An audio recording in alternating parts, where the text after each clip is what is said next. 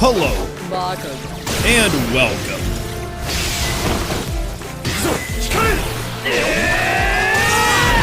Re:Zero Season 3 is everything I was hoping it would be. The wait's been brutal for this one, but I'm willing to let that slide since the season premiere is over an hour and a half long. But despite that, I'm pretty sure every episode was actually only 5 minutes long. I swear, White Fox invented edging. And I say that because now we have to wait till February for the next episode. Re:Zero might be the greatest anime ever made, and this season drives that home again and again. I was going to put this in a god tier, but I think that might be a little bit insulting towards Re:Zero.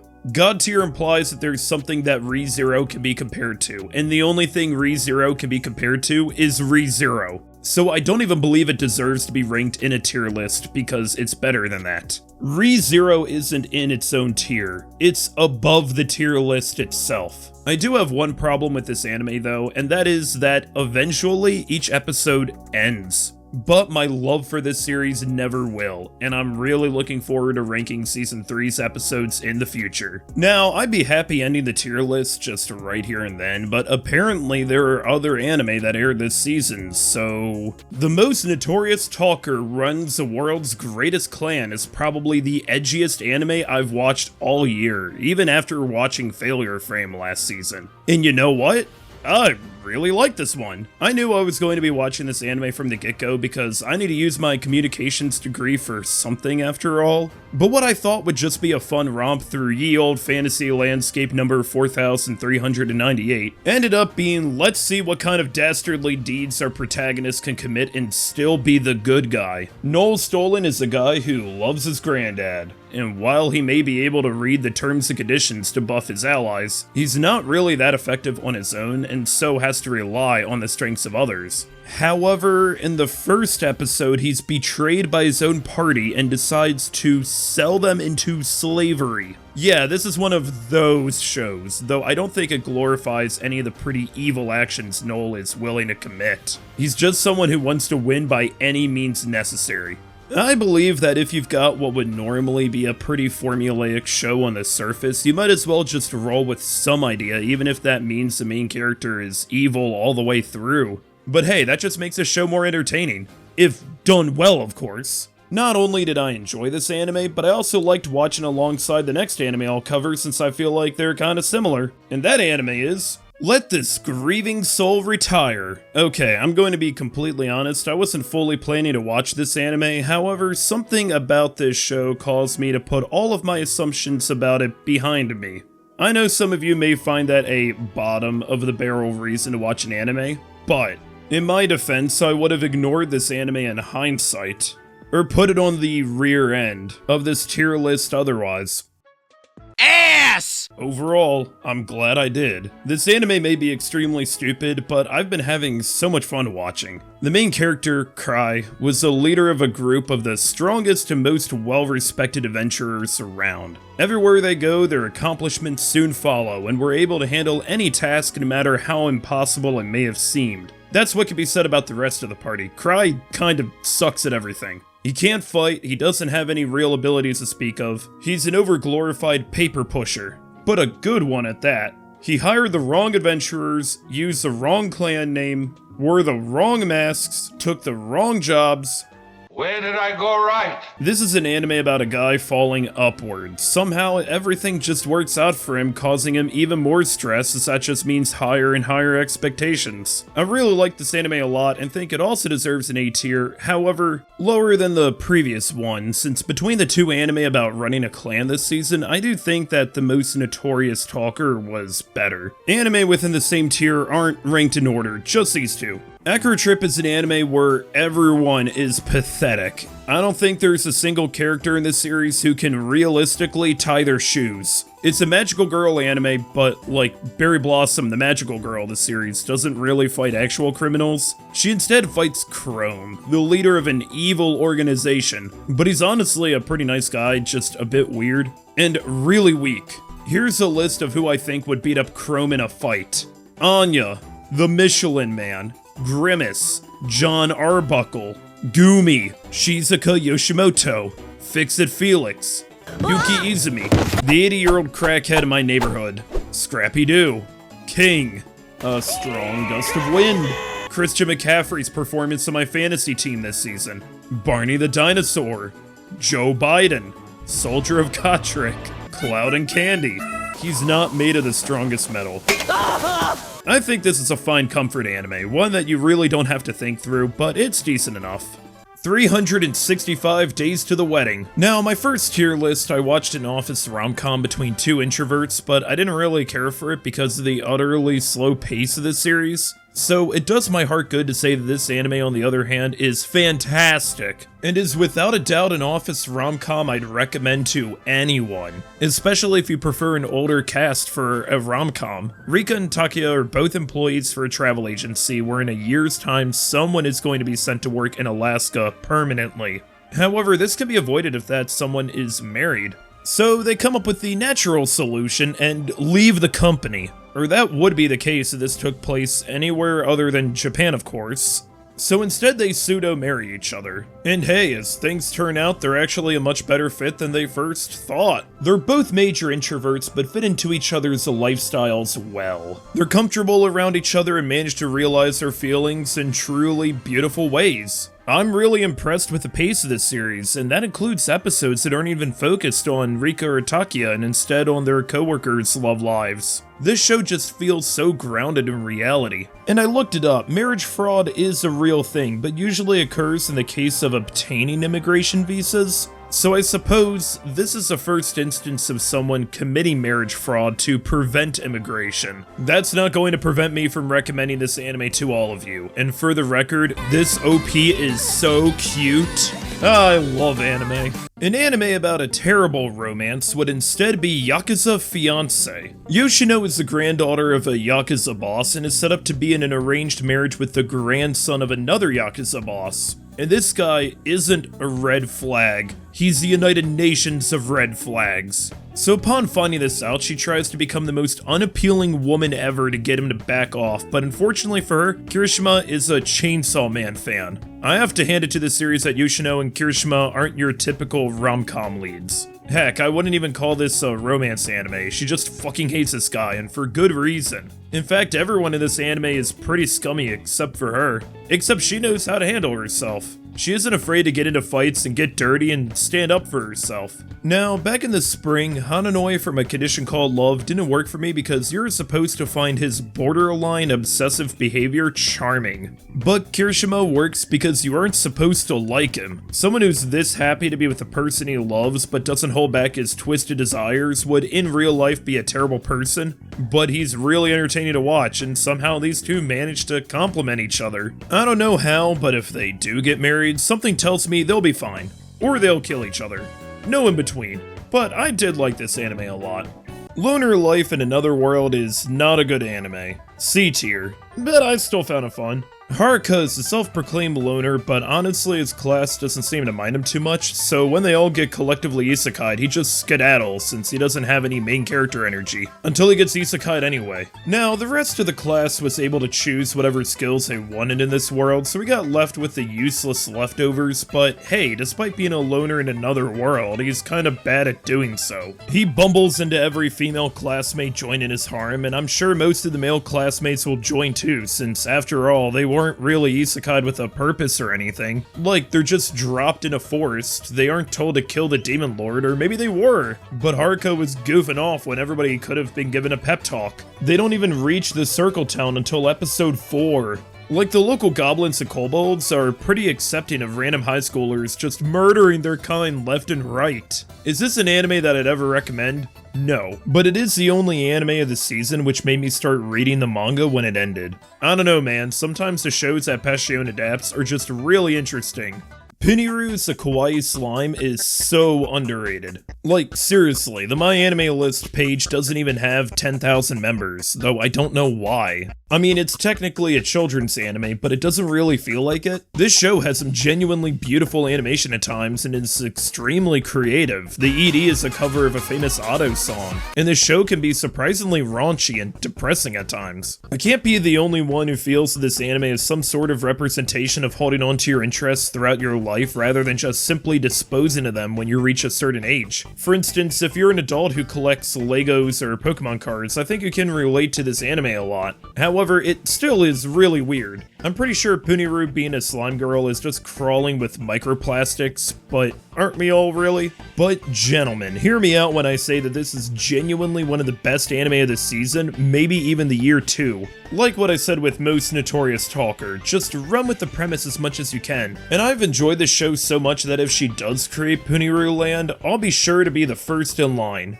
I don't think that this is an anime for everyone, but I felt the same way about gushing over Magical Girls, which didn't stop me from putting it in the tier that it belonged, which is why I believe that this is an S tier anime. I might regret ranking it there next week, but being an anime YouTuber changes a man, especially when you've done 8 tier lists to this point. So what do? I'm a headhunter. So you do like human resources? Humans are a resource. What do you mean by that? I mean, I have a body count. So you like to get pretty frisky? I fucking kill people. You Are Miss Servant is an anime where one day this random maid who's a former professional assassin shows up to this guy's house and begins doing housework for him. And I know she's a professional assassin because she just comes out and says it. No hesitation, and Hitayoshi's just supposed to accept it. Yeah, I know man, happens to me all the time too. This is just a comfy feel-good anime about 2 awkward goofballs and occasionally Yuki's backstory where she had to kill like 9 people in order to eat breakfast each day. I will admit that it does get a bit stale at times though, but later on when another assassin shows up and the cast expands, I tend to enjoy it a bit more. And hey, funnily enough, Yuki isn't even the only killer maid this season. In next anime season, we will also be getting a really great maid, so if that's your thing, then you're in luck. This is a slice of life where the romantic progression is stalled because the main character is a bit of a moron at times, but he's still really genuine. I think it's still decent, so B tier. However, I would like to mention that the OP is so underrated for this series. Just beautiful. 2.5 Dimensional Seduction is the most underrated anime of the year. I'm calling it. I thought this would just be a fun, ecchi harem romp, and what I got was episode after episode of accepting what it means to be a fan, and blazing your own path of glory with your passions. Seriously, this anime knows how to break you down to your core. And as someone who enjoys cosplay, and I mean, I'm an anime YouTuber in the first place, this anime just spoke to me so hard about doing what you love. None of us are going to be able to relive our high school days, and yeah, even if we did, it wouldn't be like this anime. That's not the lesson to be learned here. But what it is that your hobbies, your interests are meaningful, and there's no reason to ever stop doing what you love. And I'm so looking forward to the second season. What a great show. Blue Lock Season 2. Now, originally, I wasn't going to show anything from this series because, fun history about this channel, my second ever video was on this anime, and it managed to get blocked in a few countries. Thank you to my viewers from Afghanistan who were still able to view that video before I took it down, heavily blurred like the first minute and a half, and then re-uploaded it. I've learned my lessons since, but I also feel confident in showing clips from this season because I'm not even sure if there's any animation in the first place. Last season I watched a visual novel adaptation, and this season I watched a visual novel. Queen Bee anime has better animation quality than Blue Lock Season 2. I will admit, I still enjoy this series because the voice acting, sound effects, and music is really cool. And to this anime's credit, some of the hype moments are handled pretty well. Overall though, I really can't recommend this to anyone since it's just a vastly inferior product compared to the manga. If you want to get into this series, then please just read the manga instead. If you shake it real fast, it might have better animation too. So congratulations to Blue Lock for being the first anime that I've put into both S tier and C tier. Okay, update while editing, that season finale was absolute cinema, but I'm still going to keep this in C tier. You gotta watch the rest of the show to get to this point anyway.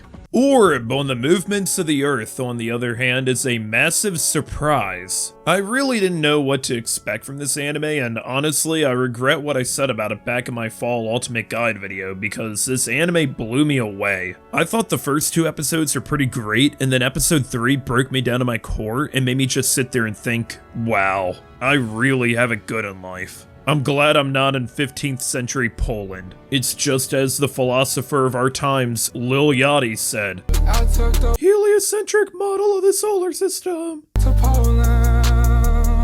This is an anime that I should stress is historical fiction. It isn't trying to tell a story one for one as a retelling, but instead a story about finding out the truth, while avoiding persecution for discovering and spreading it. Out of all the anime I've watched this year, few have characters that made me feel as much dread as Nowak spreads everywhere he goes. But despite his overwhelming presence and what he represents, our characters still persevere as some ideas, some truths, are worth fighting for. I also want to give a shout out to Kensuke Ushio, who was my most listened to artist on Spotify last year, and second most this year, for doing this anime soundtrack. He also did the soundtrack of another anime this season, but we'll get there. Orb on the movements of the earth is an absolute standout from this season and this year as a whole. So yeah, it's a god tier. I'll Become a Villainess Who Goes Down in History is a really fun anime. It's about this girl named Alicia who is so determined that she'll be this story's villainess that she starts from the beginning,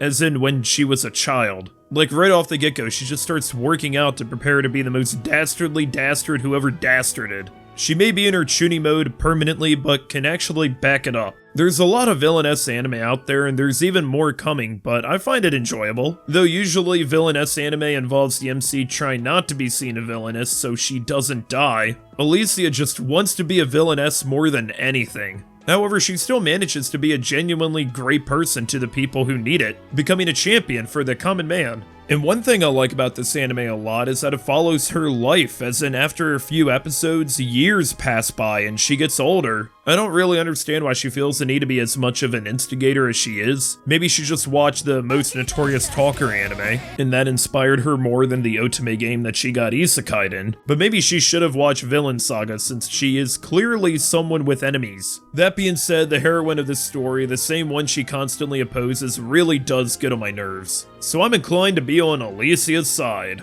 Mecha-Ude Mechanical Arms is just a feel-good story. Not necessarily the anime itself, but the story surrounding it. It started out as a Kickstarter project 8 years ago. They got fully funded, made a single episode OVA, and then made it into a full 12-episode series. And this is a studio that made this, Studio Trif's first ever seasonal anime. When the first episode premiered, the entire studio had a watch party with cake. Anything I learned about this series just made me smile, and then when the series came out, it made me smile even more. It's nice to see a passion project that people poured their heart and soul into be realized into something that reaches all the expectations that the people behind it had. The anime is just full of non-stop fights that remind me of Trigger anime, so if you missed Dungeon Meshi, then be sure to check this out. There's so much Sakuga here, and I found the majority of the cast pretty entertaining too. It's not the best anime you'll ever watch. The main appeal is first and foremost the action, but hey, it does it right. It keeps the pace going, and for the studio's first anime, having Hiroyuki Sawano, my most streamed Spotify artist of this year, and Kota Yamamoto do the soundtrack is extremely rewarding. I really hope this gets a second season, as the finale does lead into it potentially, but regardless, this was a really fun anime to watch, and it does my heart good to recommend this.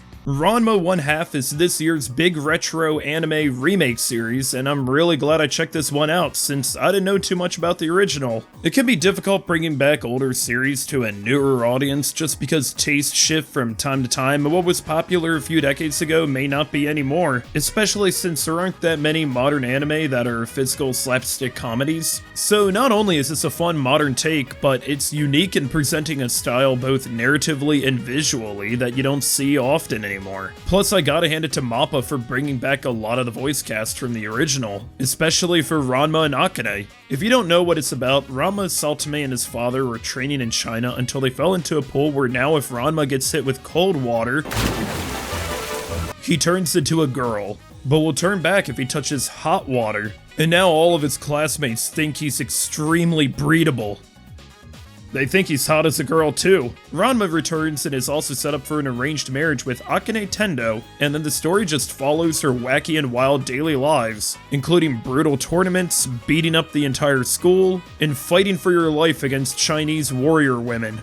Man, I miss the old days. Mappa's had a pretty quiet year, which is understandable, but this anime has been so much fun to watch. Visual-based comedy is a massive undertaking, but this anime is in good hands. S tier.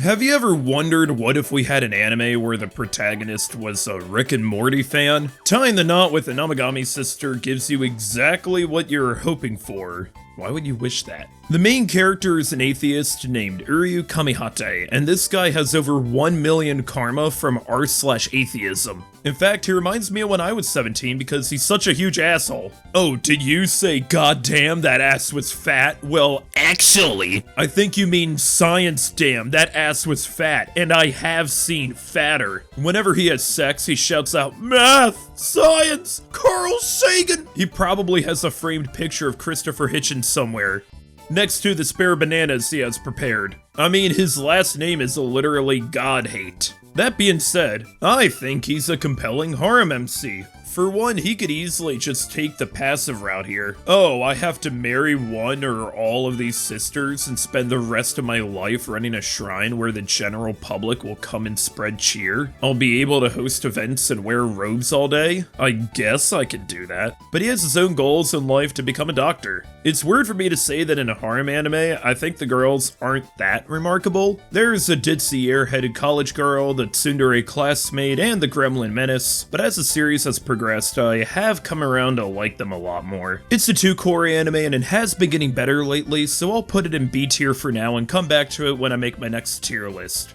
Blue Box is a solid romance anime and has a pretty cool concept where the main leads are living together. It's like Domestic Girlfriend without the incest. It's like if Days with My Stepsister was about basketball. Days with My Stepsister. Watching this anime right after watching Blue Lock Season 2 is hilarious because, hey, Blue Lock, we actually animated the sports being played here. I've seen so much hype for the series leading up to it, and for good reason, I've been enjoying it a lot too. But I'll be completely honest, I wouldn't call it the best romance anime of the season after how good 365 Days to the Wedding was. And there are some rom-com tropes that aren't the best. You know the ones. The misunderstanding, or Taiki folding like a napkin because he saw Chinatsu smiling or something. Also, wasn't Makine enough? I thought the anime made it clear that we have too many losing heroines. Hina, you're awesome. I'm sorry that Taiki just isn't going to see you that way, even if you are the best girl. I don't want to be too hard on this anime, I see the appeal, and I'm sure what's to come next core is going to be even better. But for now, A tier. Uzumaki. Okay, I haven't done this before, but seeing how there are only 4 episodes in total, I'm going to review each of them individually. Episode 1 is incredible. It's tense, builds up a perfect sense of dread. The animation style looks like the manga panels have come to life, and overall is one of the best episodes of anime all year. Episodes 2, 3, and 4. Why? Why? Why? Why? Why? Why? Uzumaki Episode 1 is proof that a faithful and worthy Junji Ito adaptation can be done, and Episodes 2, 3, and 4 are proof that this will likely never happen.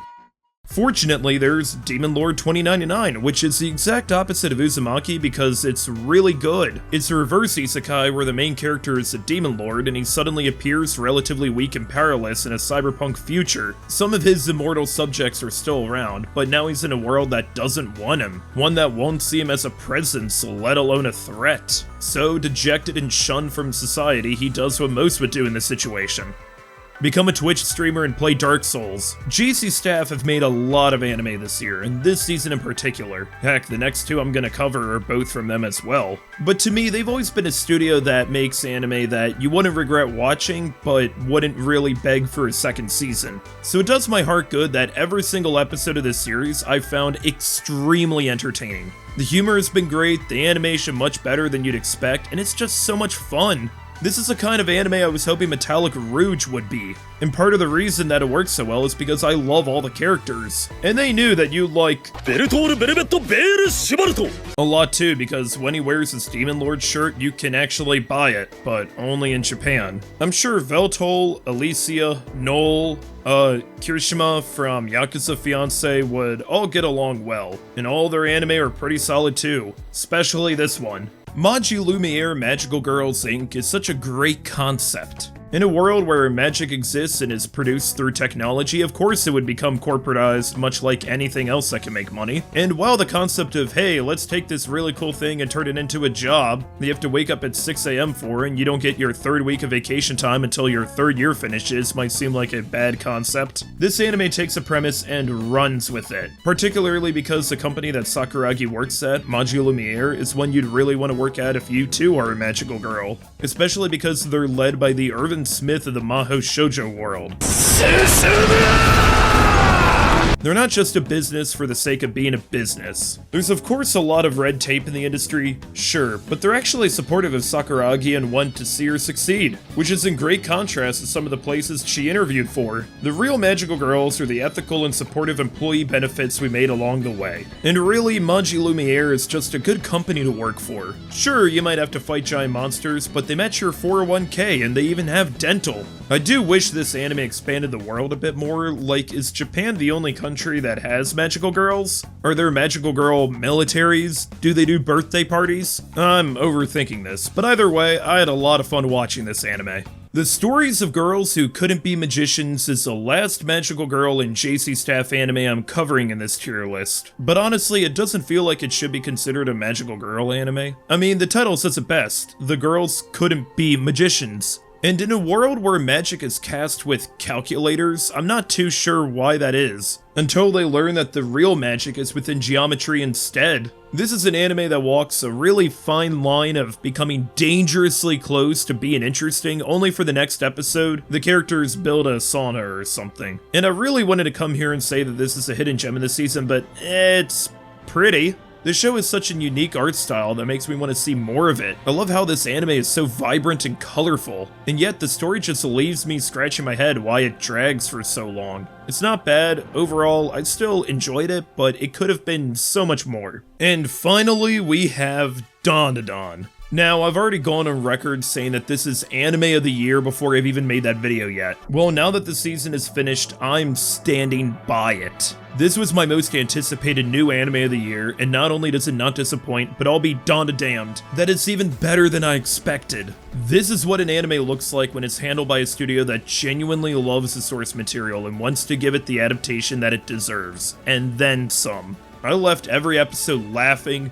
feeling satisfied, pumped for more, or crying my eyes out. And it's an anime where the plot is to find the male MC's balls and fight aliens trying to take them. It's a masterpiece. If you're not watching this, you're missing out. This is the strongest anime I can recommend from this tier list that's name doesn't begin with ReZero. And it brings us one step closer to finding the perfect anime. And there's the fall 2024 tier list. And soon it'll be a brand new year with brand new anime. However, as I work on the year-end videos, and yes, I said videos, making one I haven't done yet before, I'd like to ask which anime did you watch and enjoy this season and this year?